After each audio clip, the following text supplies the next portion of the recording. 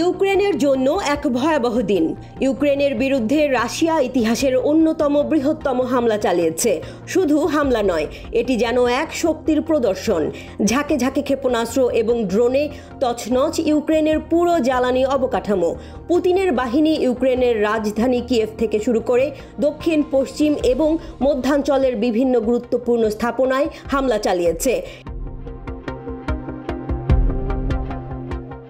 এই হামলার ফলে ইউক্রেন জুড়ে কমপক্ষে 10 জন নিহত হয়েছেন এবং বহু মানুষ আহত হয়েছেন। তবে সবচেয়ে বড় ক্ষতি হয়েছে ইউক্রেনের বিদ্যুৎ অবকাঠামোতে। এখন ইউক্রেনের বিভিন্ন অঞ্চলে বিদ্যুৎ এবং পানি সরবরাহ পুরোপুরি ব্যাহত হয়ে পড়েছে। রাশিয়া এই হামলা চালিয়েছে এমন এক মুহূর্তে যখন ইউক্রেনের পূর্বাঞ্চলে তাদের সেনারা ধীরে ধীরে অগ্রগতি লাভ করছে। এর পাশাপাশি যুক্তরাষ্ট্র নির্বাচনে ডোনাল্ড ট্রাম্পের বিজয়ের পরে ইউক্রেনের জন্য পশ্চিমা সহায়তা কতটা অব্যাহত থাকবে এই প্রশ্নও উঠেছে। রাশিয়া বুঝতে পারছে ইউক্রেনের প্রতিরক্ষা ব্যবস্থা এখন এক কঠিন সময় পার করছে, আর ঠিক তখনই পুতিনের নির্দেশে তারা আক্রমণ চালায় সবচেয়ে বড় শক্তি দিয়ে। 220টি ক্ষেপণাস্ত্র ও ড্রোনের আঘাতে পুড়ছে ইউক্রেন।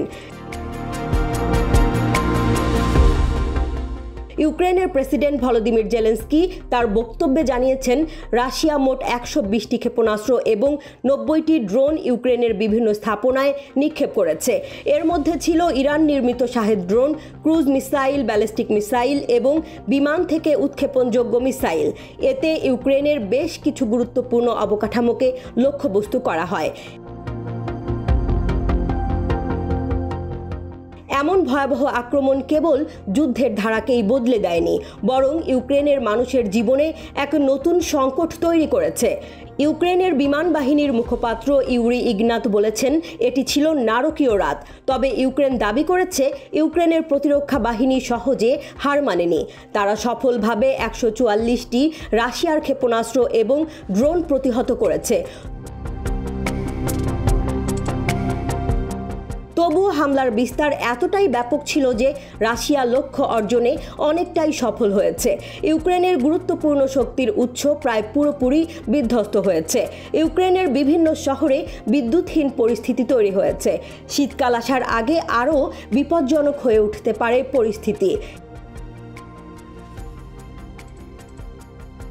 এটি স্পষ্ট, রাশিয়া শুধু সামরিক শক্তি নয়, রাজনৈতিক দিক থেকেও বড় বার্তা পাঠাচ্ছে। গত সপ্তাহে জার্মানির চ্যান্সেলর ওলাফ শোলৎস রুশ প্রেসিডেন্ট ভ্লাদিমির পুতিনকে ইউক্রেন যুদ্ধ বন্ধের আহ্বান জানিয়েছিলেন। নতুন হামলা সেই আহ্বানের প্রকৃত জবাব ছিল। ইউক্রেনের পররাষ্ট্রমন্ত্রী আন্দ্রি সিবিগা বলেছেন, যেসব বিশ্ব নেতা পুতিনের সঙ্গে কথা বলছেন তাদের জন্য এটি স্পষ্ট বার্তা, রাশিয়া কোনো ধরনের শান্তির প্রস্তাব শুনবে না।